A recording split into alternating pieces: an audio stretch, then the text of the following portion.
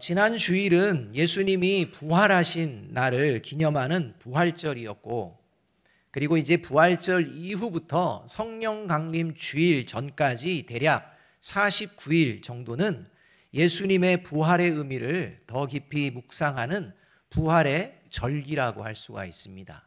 그러니까 부활절로 끝나는 게 아닙니다.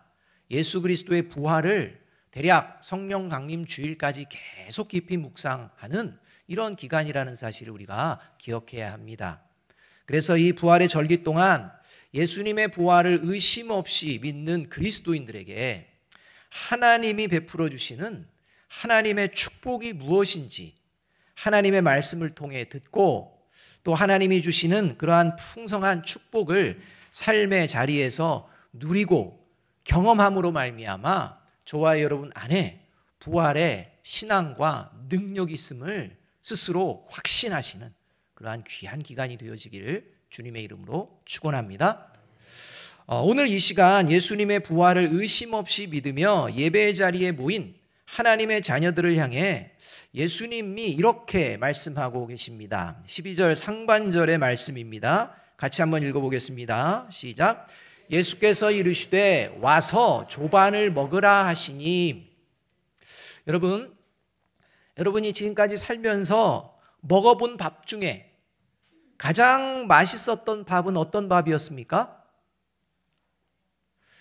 아마 다양한 대답들이, 또 다양한 생각들이 있으실 텐데, 제가 생각한 답은 하나 같은 두 가지가 있습니다. 첫째는 가장 배고플 때 먹는 밥이고, 둘째는 남이 해주는 밥입니다. 이 남이 해주는 밥도 전문 요리가가 이렇게 해주는 밥. 그래서 이 두 가지를 하나로 묶어 시장이 반찬이다는 속담이 있듯이, 가장 배고플 때 요리 전문가가 해주는 밥을 먹을 때 여러분 얼마나 맛있고 행복하겠습니까? 이러한 자리들이 넘쳐나시기를 주님의 이름으로 축복합니다. 제가 예전 신학대학원을 다닐 때 선교학을 가르치신 교수님이 계셨습니다. 이 광나루에 있는 이 장신대는 외국에서 각처에서 유학을 와서 이 신학과 이 선교학을 공부하는 학생들이 제법 많았습니다. 어느 날 저녁 교수님이 이제 빵을 사들고 학교로 들어가고 있는데, 맞은편에서 교수님의 수업을 듣는 유학생 여러 명이 내려오고 있는 것입니다. 그래서 교수님이 반가워서 사신 그 빵들 중에 일부를 꺼내서 그 유학생들에게 빵을 주었다고 합니다. 그때 그 빵을 받는 유학생 중에 한 명이 팔을 크게 벌리고, 그리고 활짝 웃으면서 교수님에게 어떤 이야기를 했느냐, You are my savior 라고 했다는 것입니다. 알아들은 사람은 알아듣을 것이고, 그러니까 그 저녁 무렵에 배가 많이 고팠나 봅니다. 그래서 밥 먹으러 내려오다가 마침 교수님을 만났는데, 교수님이 빵을 주니 배고플 때 이 빵을 주시는 교수님을 보며 당신은 나의 구세주입니다, 이렇게 외친 겁니다. 그래서 자신이 구세주가 되는 경험을 했노라고 이렇게 교수님이 수업 시간에 말씀하시는 것을 들었습니다. 우리가 읽은 이 성경 본문에는 밤새도록 물고기를 잡으려고 애쓴 제자들이 새벽을 맞으며 부활하신 예수님을 다시 만나는 장면입니다. 밤새도록 물고기를 잡는 일을 하였으니 얼마나 배가 고프겠습니까? 이렇게 배고픈 제자들을 위하여 무엇에든 완벽하신 전문가이신 하나님이신 예수님이 따뜻한 아침밥을 손수 준비해 주시고 제자들에게 와서 조반을 먹으라 하시니, 이 얼마나 반가운 소리고 또 한편으로 얼마나 맛있는 밥상이었겠습니까?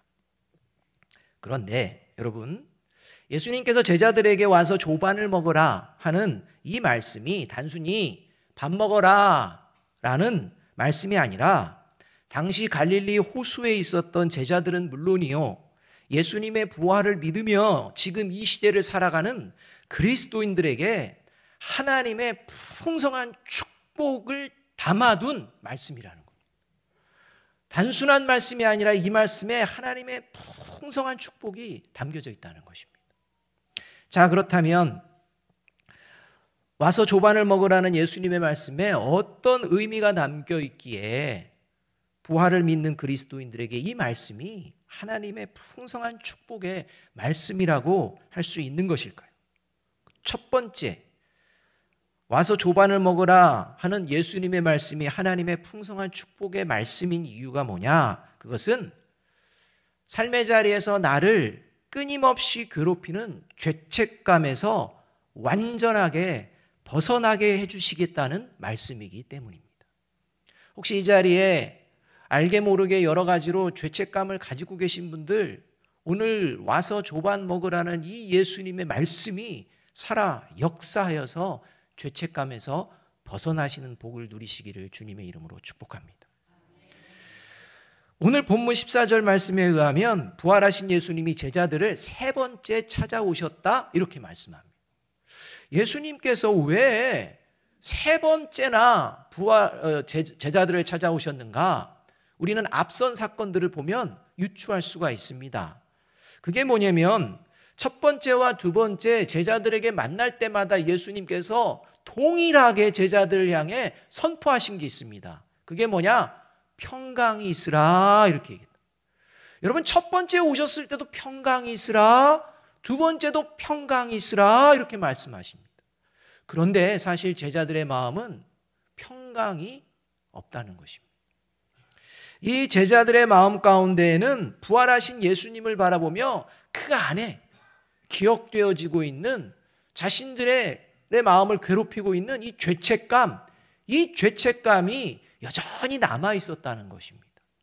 그래서 평강하라는 하나님의 말씀이 평강으로 작용되는 것이 아니라 부활하신 예수님을 볼 때마다 과거의 그 죄책감을 떠올리게 되는 이러한 상황, 이 상황을 예수님이 알고 계셨던 것입니다.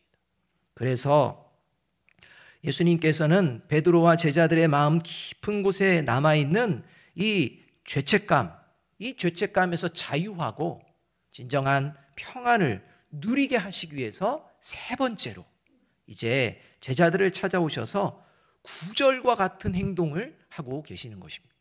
9절 말씀 함께 한번 읽어봅니다. 같이 읽습니다. 시작. 육지에 올라와 보니 숯불이 있는데 그 위에 생선이 놓였고 떡도 있더라. 9절에 나오는 숯불이라는 용어, 이 용어는 신약에 딱 2번 등장하는 용어입니다. 모두 요한복음에서 등장합니다. 오늘 본문에서 숯불이라는 용어가 하나가 등장하고 요한복음 18장에서 불이라는 용어로 이 숯불의 용어, 똑같은 용어가 등장하는데 요한복음 18장의 사건은 어떤 사건이냐? 베드로가 대제사장의 뜰에서 예수님을 부인하고 저주하는 그런 장면이 담겨져 있는 그 사건이 있는 장입니다. 그래서 이 숯불이 나오는 요한복음 18장 18절은 이렇게 말씀을 하고 있습니다. 그때가 추운 고로 종과 아랫사람들이 불을 피우고 서서 쬐니 베드로도 함께 서서 쬐더라. 이렇게. 이후에 예수님을 부인하고 저주하고 맹세하는 이런 일들이 막 벌어졌다는 것입니다. 여러분, 새벽 차가운 공기를 통해 전달되는 숯불의 향기는요, 대낮에 전달되는 것보다 진합니다. 강합니다. 여러분, 이 숯불의 향기를 베드로가 지금 냄새 맡고 있는 것입니다. 보고 있는 것입니다. 이때 베드로로 하여금 이 숯불은 예수님을 배신하고 저주했던 대제사장 뜰에 있었던 숯불의 향기와 자신의 그때의 모습을 생생하게 떠오르게 하는 이러한 장면이라는 것입니다. 또 생선과 떡이 있는데 이것은 제자들 모두에게 예수님이 이 벳세다 광야에서 보리떡 5개와 물고기 2마리로 5,000명을 먹였을 때 사람들이 이제 예수님을 왕으로 모셔야겠다라고 흥분되었을 때 제자들이 그 모습을 보면서 온통 흥분하며 그들 마음 가운데에 예수님만 따라다니면 내가 원하는 이 야망 이루겠다, 이런 야망이 가득 찼던 그 사건을 기억하게 하는 게 바로 떡과 생선이라는 것입니다. 어쩌면 배가 고픈 상황에서 보게 되는 이 숯불과 떡과 생선은 식사에 대한 기대보다는 베드로와 제자들로 하여금 자신들을 끊임없이 지금 괴롭혀 오던 그 죄책감에 사로잡히게 되는 그런 순간이었을 것이고, 그래서 식사의 자리로 나아가 감히 예수님을 마주할 용기도 생겨나지 못하는 이런 상황이었다는 것입니다. 그래서 예수님은 머뭇거리는 베드로에게 물고기 좀 잡은 것 좀 가지고 와, 이렇게 말씀하시고, 또 제자들에게도 이렇게 말씀하시는 것입니다. 와서 조반을 먹으라. 와라. 괜찮다. 다 내가 알고 이해한다. 라는 이 마음이 담겨 있는 게 와서 조반을 먹으라 라는 말씀입니다. 여러분, 왜 예수님은 제자들이 잘못한 죄에 대해서 따끔하게 너네들 이거 보이지? 기억나는 거 있지? 뭐야? 확인하면서 너 그러면 다음부터 되겠어 안 되겠어? 이렇게 말씀하지 않으시고 왜 그냥 와서 먹으라 이런 말씀을 하셨을까요? 그 이유가 있습니다. 첫째로 제자들이 이미 자신들의 죄를 뼈저리게 알고 있기 때문입니다. 그리고 두 번째로 예수님을 배신한 자신의 모습을 보며 통곡하는 베드로의 눈물도 알고 계시다는 것입니다. 또한 비록 야망을 가지고 예수님을 따랐지만 가룟 유다와는 달리 예수님의 죽음을 슬퍼하고 애통해야 할 만큼 예수님을 사랑했다는 것도 예수님은 알고 계시기 때문입니다. 여러분, 하나님은 저와 여러분의 죄만 보시는 분이 아닙니다. 하나님은 저와 여러분이 죄를 자백하고 흘리는 눈물도 보시고, 저와 여러분이 하나님을 사랑하는 그 사랑도 보시는 분이십니다. 그 하나님 앞에 저와 여러분이 자유함을 누리시기 위해 하나님은 요한일서 1장 9절에서 분명히 이렇게 약속하고 계십니다. 같이 한번 읽어볼까요? 시작. 우리가 우리 죄를 자백하면 하나님은 신실하시고 의로우신 분이셔서 우리 죄를 용서하시고 모든 불의에서 우리를 깨끗하게 해주실 것입니다. 바라기는 혹시 이 예배 자리에 죄책감으로 인해 괴로워하시는 성도분들이 계시다면 우리의 죄를 사하여 주시기 위해 십자가에서 죽으시고 다시 부활하신 예수님 앞에 예수님의 이름으로 자백함으로, 또 이미 자백하셨다면 과거의 죄책감에서 자유하시고 진정한 평안의 복을 누리시기를 주님의 이름으로 축복합니다. 이것이 와서 조반을 먹으라에 담긴 하나님의 축복의 말씀인 것입니다. 둘째로 와서 조반을 먹으라는 예수님의 말씀이 하나님의 풍성한 축복의 말씀인 이유는 하나님은 저와 여러분의 필요를 모두 알고 계시고 또 저와 여러분의 필요를 채워주시겠다는 약속의 말씀이시기 때문입니다. 여러분, 저와 여러분이 지금 건강을 유지하고 계시는데요, 저와 여러분이 건강을 유지할 수 있는 그 이유가 있다면 여러분 어떤 것입니까? 저와 여러분이 지금 집도 있고 자동차도 있고 뭐 돈도 있고 나름대로의 달란트 재능도 있고 또 이제 돈을 벌 수 있는 이제 일터도 갖게 되어 있다면 과연 그렇게 갖게 될 수 있었던 비결은 무엇입니까? 저와 여러분이 결혼하고 가정을 꾸리고 이제 자녀들을 낳고 그 자녀들을 잘 양육하고 계신다면 어떻게 그렇게 가정을 꾸리시고 자녀를 양육할 수 있게 되었습니까? 그 이유가 무엇입니까? 이 모든 것은 내가 애쓰고 수고하고 노력한 결과, 내가 건강을 유지하기 위해서 얼마나 노력했는데, 내가 집과 자동차와 또 돈과 이 재능과 또한 이러한 직장을 얻기 위해 내가 얼마나 열심히 수고하고 땀을 흘렸는데, 내가 이 결혼을 얼마나 열심히 준비하고 가정을 꾸리고 자녀를 낳고 자녀를 키우기 위해 얼마나 노력을 열심히 다했는데, 내가 애쓰고 수고한 결과로 얻은 것이지 라고 생각하는 분들도 있을 것입니다. 여러분, 아주 틀린 거 아닙니다. 맞습니다.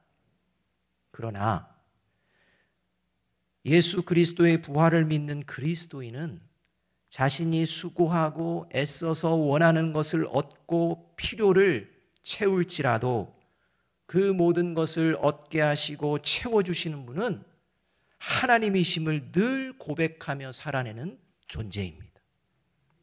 그래서 내 수고와 노력이라고 하지 않고 하나님의 은혜요, 하나님의 도우심입니다 라는 이 고백을 하는, 이러한 것이 바로 그리스도인의 삶에서의 고백이라는 것입니다.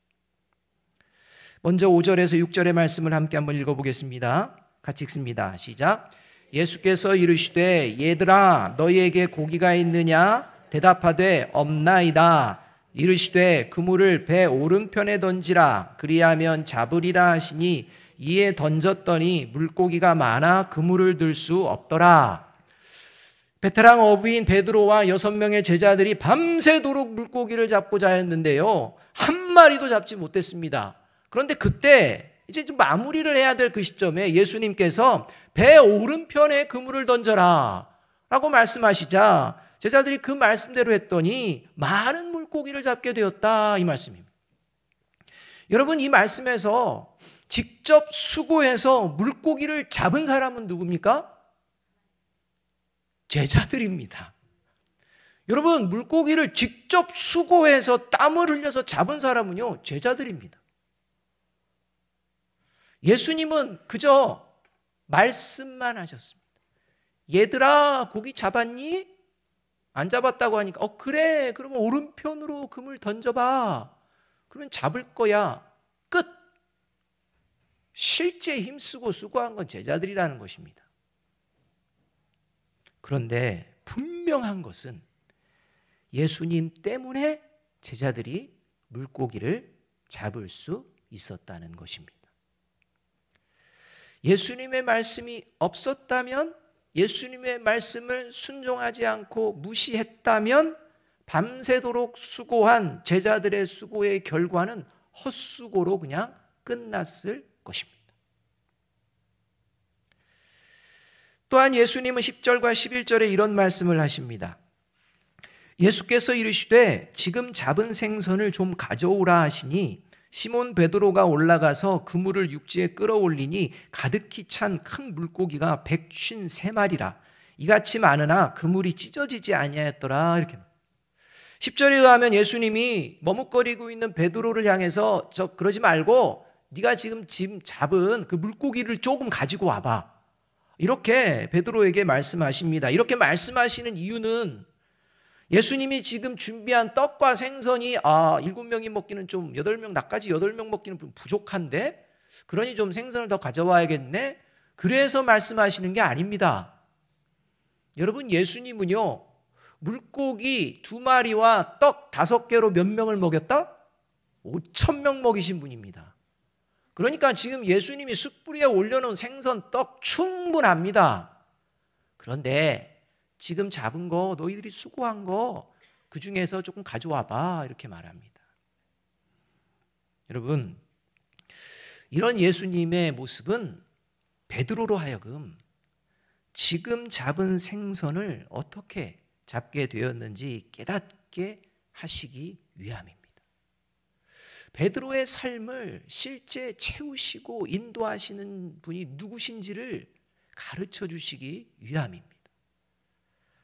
그래서 예수님은 하나님의 말씀에 순종하는 제자들의 필요를 아시는 분이고, 또 알 뿐만 아니라 언제든지 제자들의 필요를 풍성하게 채워주시는 분임을 믿게 하기 위해 그런 모습을, 그런 이야기를 하고 계시는 것입니다. 그래서 11절에서 수많은 사람들이 먹기에도 충분한 그물 가득히 큰 물고기를 잡았다 이렇게 표현하며, 특별히 이 큰 물고기가 얼마나 큰지, 또는 이렇게 큰 물고기를 많이 잡아본 적이 없기 때문에 얼마나 많은 큰 물고기를 잡았는지 하나하나 다 세어보았다는 것입니다. 153마리를 세면서 뭘 생각했겠습니까?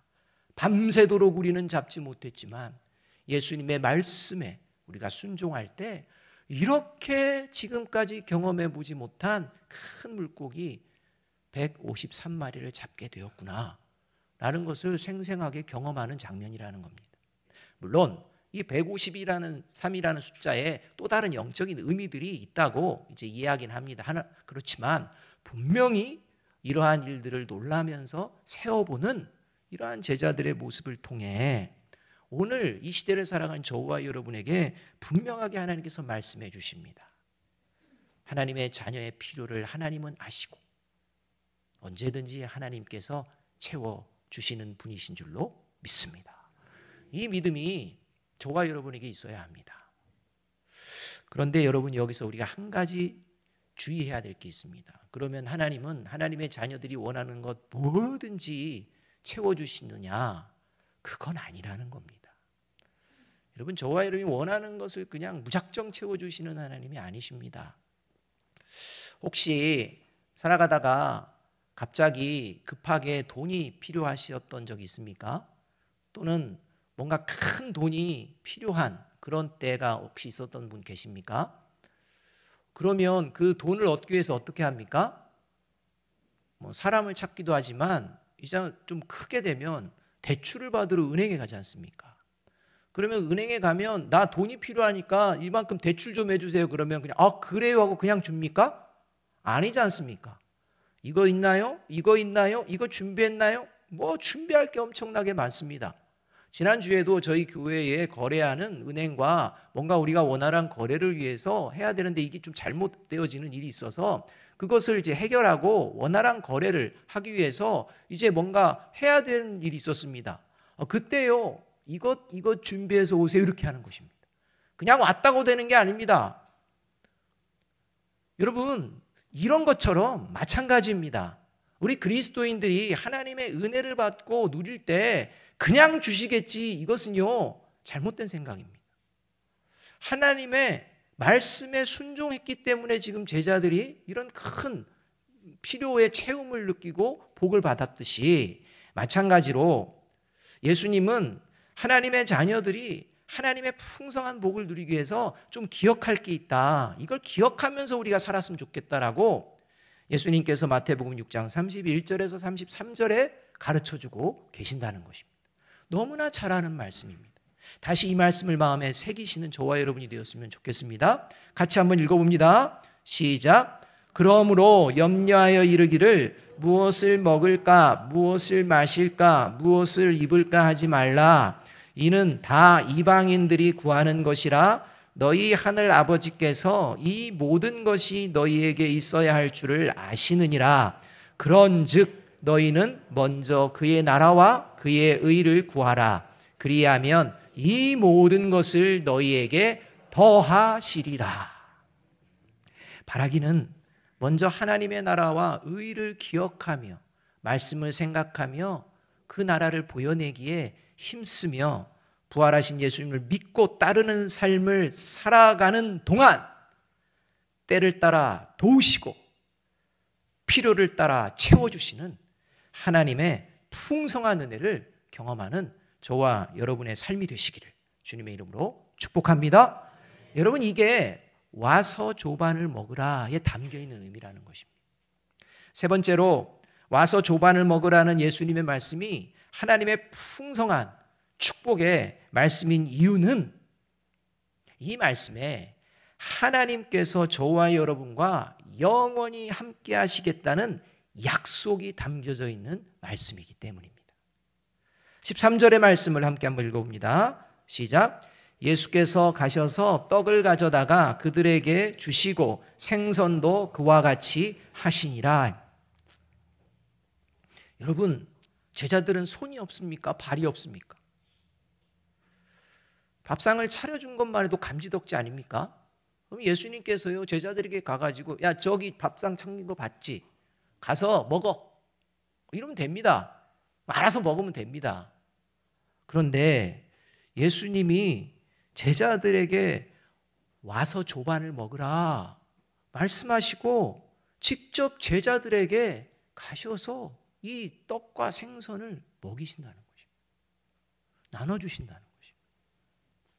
여러분, 예수님이 떡과 생선을 가져다 주시는 장면을 한번 상상해 보십시오.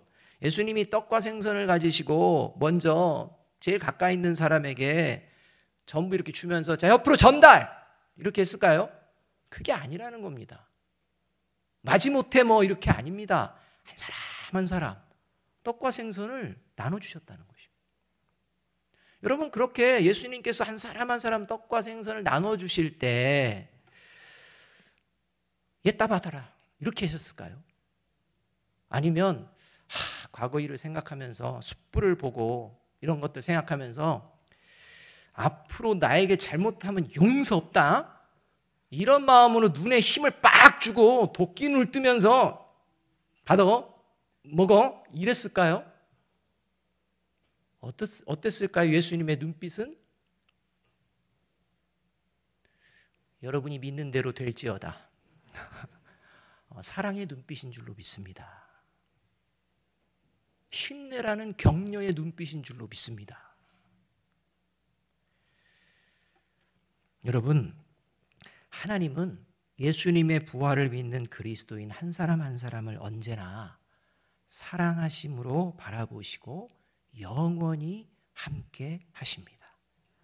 이것을 증거하는 증거가 13절에서 나오게 됩니다.